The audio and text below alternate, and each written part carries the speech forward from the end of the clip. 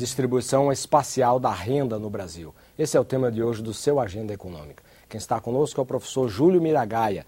Ele é conselheiro do Conselho Federal de Economia. Participa dessa entrevista, jornalista da Vemeric.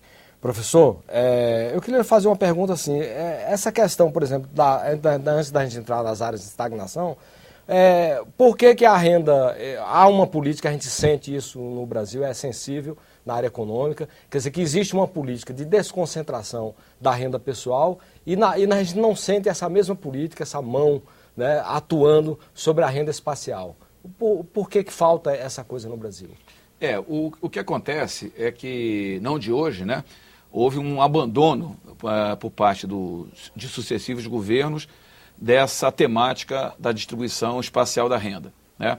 A gente teve esse tema na ordem do dia no final dos anos 50 e dos anos 60. Celso Furtado, quando formulou a proposta de criação da Sudene, em seguida foi formada a Sudan, a Sudeco, a Sudesul. Houve realmente um esforço naquele período de redução, um esforço governamental que proporcionasse uma redução da disparidade da renda entre as regiões, com a criação de outros instrumentos, por exemplo, bancos de fomento, o Banco do Nordeste, o Banco da Amazônia, o BRDE no Sul, mas a gente percebe que, principalmente a partir dos anos 80, essas políticas elas foram abandonadas, né? E isso persiste até hoje, né? No próprio processo de recriação das superintendências, elas foram recriadas, mas não foram dotadas da estrutura necessária para que, com a força capaz de reverter esse quadro todo que a gente está analisando aqui, né? Então, isso realmente é um aspecto muito negativo, porque a concentração ficou muito voltada para um esforço, né, na redução da disparidade da renda entre as pessoas e não propriamente entre as regiões. E a gente colhe, né, um resultado, né, na primeira década do século XXI, um resultado muito ruim. O Brasil continua sendo um dos países do mundo de maior desigualdade de renda entre as regiões. E a gente, recentemente, o próprio governo federal elaborou, em 2003 ou 2004, se não me engano, uma política nacional de desenvolvimento regional, mas é uma política desconhecida, é uma política que não tem efetividade, né, que os próprios estados ignoram. Então, e o PAC não pode servir para desconcentrar a renda, não? Poderia ser um instrumento, mas é até um outro elemento importante para reflexão, porque não existe nenhum mecanismo no PAC de avaliação, existe avaliação sobre diversos aspectos, mas não existe efetivamente uma avaliação se o resultado dos programas lá no PAC, né, das obras, vão resultar ou estão resultando numa desconcentração da renda em termos espaciais ou numa própria concentração, né? Não há nenhuma garantia de que esteja havendo uma desconcentração dessa renda. Então, esse é um aspecto negativo nesse processo, né? Uma constatação muito ruim, né? A gente observa, por exemplo, existe um órgão no governo federal, que seria o Ministério da Integração Nacional, responsável, né, por essa questão, né, e deveria ter essa preocupação. Mas, na verdade, como esse tema ele não ganhou uma força dentro do governo, então a gente observa que a própria Secretaria de Política de Desenvolvimento Regional é uma secretaria que não tem força política, né? Ela não consegue efetivamente impulsionar propostas e diretrizes e políticas que resultem, né, na redução dessa disparidade. E é preocupante, porque a gente sabe do papel e da importância do Estado no sentido da redução dessa desigualdade. Quando a gente deixa esse papel tão somente na mão das leis, chamadas leis do mercado, né, isso é complicado, porque o mercado tende a concentrar. Essa é a realidade. O interessante é que o senhor levanta uma discussão de fundo teórico. Olha a contradição. O Celso Furtado era a pessoa incensada por todas as esquerdas brasileiras e aquelas pessoas que se posicionavam no campo social-democrático. Quer dizer, e aí o senhor fala que essas políticas recentes, nós temos 20 anos de governos de cunho social-democráticos, quer dizer, com diferença, mas são governos sociais democráticos, simplesmente abandonaram uma tese, uma preocupação social-democrática de um grande pensador, e esses governos teriam aderido a um outro pensamento. Como você explica isso, essa contradição? Mas é um pouco isso, né? Acho que é um pouco isso mesmo. Deixar que o desenvolvimento resolva por conta própria? Um pouco, acho que é uma certa ilusão, né, de que a dinâmica da própria economia faça, né, ou propicie essa situação. E a gente sabe que não é assim. Né? Tem gente no governo que sabe que não é assim. E deveria estar atento a esse tipo de coisa. Os resultados mostram que se não tiver, né, um papel ativo do Estado no sentido de reverter essa tendência, a tendência é de concentração da atividade econômica nas regiões mais favorecidas. E a solução, óbvio, que não é guerra fiscal. Ninguém está convencido que guerra fiscal vai resolver esse problema. Então, o Estado tem que ter um papel ativo. Para ter um papel ativo, tem que ter instrumentos, tem que ter política, tem que ter superintendências fortalecidas, tem que fortalecer os bancos de fomento. E, na verdade, a gente não vê realmente essa situação acontecer. Professor, no bloco anterior, o senhor falou dos vetores de desenvolvimento, aquelas regiões, aquelas áreas que realmente impulsionam o desenvolvimento intrarregional. Agora eu lhe pergunto, e as regiões estagnadas? Quais são os antivetores, as regiões que mais se encontram estagnadas e abandonadas no Brasil em termos de crescimento? O mapa não vai surpreender ninguém. Né? É o semiárido nordestino, né, e grandes bolsões na Amazônia. Né, aquelas regiões mais isoladas. A gente vai encontrar uma ou outra região, né, dispersa no restante do Brasil, por exemplo, o chamado Vale do Ribeira, em São Paulo, como a gente disse anteriormente, a metade sul do Rio Grande do Sul, aqui mesmo no centro-oeste tem aqui uma região do nordeste goiano, o norte de Minas Gerais. Então, a gente vai encontrar, mas com grandes extensões, a gente vai perceber o semiárido nordestino e ao interior da Amazônia, vamos dizer assim. E também não existe uma política concreta para reverter essa situação. Né? Dessas grandes regiões atrasadas, em termos de desenvolvimento econômico, a política realmente não consegue incidir, né, para retirar essas regiões. Você corre o risco daqui a 10 anos passar lá e estar a mesma coisa. A mesma coisa, com certeza. Né, eu só fazer um exercício assim, só para que quem nos assiste tenha uma ideia mais clara.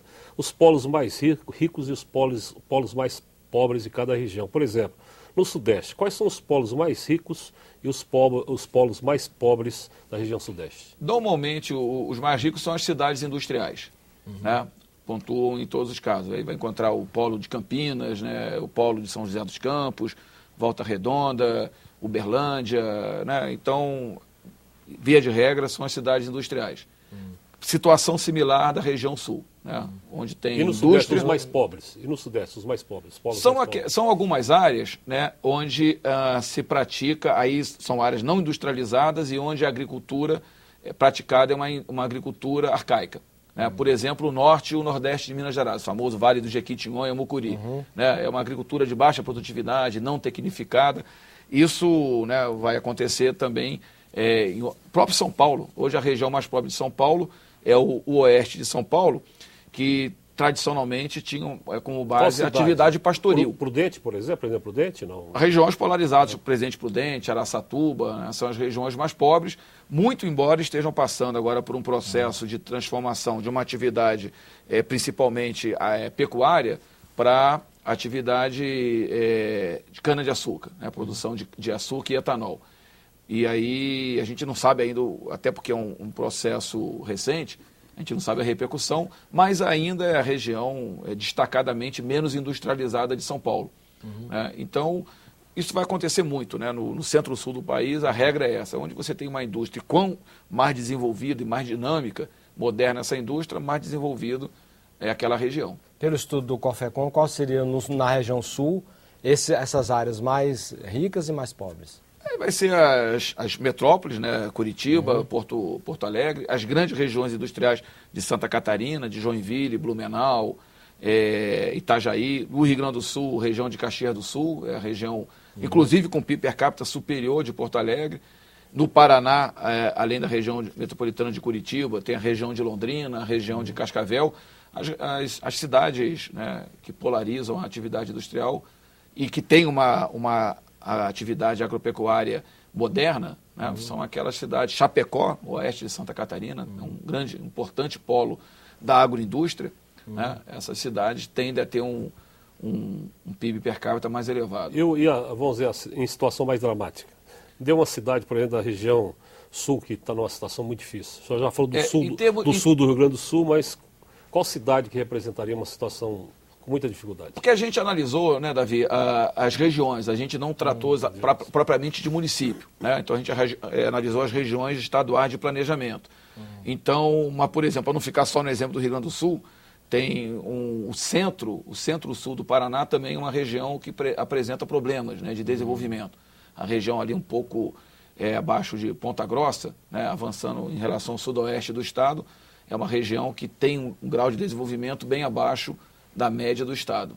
Nordeste, quais os polos mais ricos e os mais pobres do Nordeste? No caso do Nordeste, é a faixa litorânea. É destaque em termos de riqueza, não só porque estão concentradas todas as capitais, e é onde está localizada a indústria nordestina, e tem um peso muito grande da atividade turística, né, e a junção de ambos impulsiona muita atividade de serviços.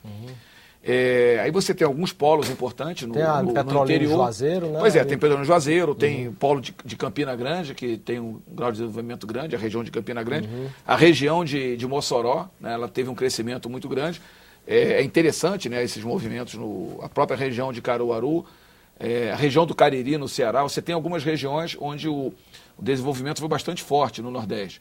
Agora tem a maior parte das regiões absolutamente estagnadas. Você tem grandes regiões no Nordeste com uma atividade econômica parada no tempo. Professor, chama a atenção dentro da pesquisa do COFECOM a grande discrepância na distribuição de renda dentro de uma mesma unidade da federação. No estado do Pará, por exemplo, o maior PIB per capita foi de R$ 24.180 e o menor de R$ 2.739, diferença de quase 9 vezes. No caso do Amazonas, a maior renda per capita foi de R$ 31.501 e a menor de R$ 3.424, diferença de mais de 6 vezes. Ou seja, dentro da unidade da federação parece haver uma mesma lógica de concentração de renda da que ocorre a nível nacional. Que lógica é essa? É interessante porque quando a gente analisa o caso do Pará, essa de maior renda é a região de Carajás, onde está localizada ali as atividades da Vale do Rio Doce. Né? E a de menor renda é a região do Marajó. E exatamente o retrato é esse. Você tem uma atividade dinâmica, né? Uma mineração de altíssima produtividade, que a Vale pratica ali na região, já com rebatimento na industrialização. Tem indústria de ferro-cusa, está sendo construída uma planta siderúrgica, a Alpa, ali na região de Marabá. Então, isso explica a pujança de Marabá. E de outro lado, você vê o arquipélago do Marajó, que não só é a menor PIB per capita do Pará, como é o menor do Brasil, das 218 regiões. E é onde a própria atividade primária é de péssima produtividade, baixíssima produtividade.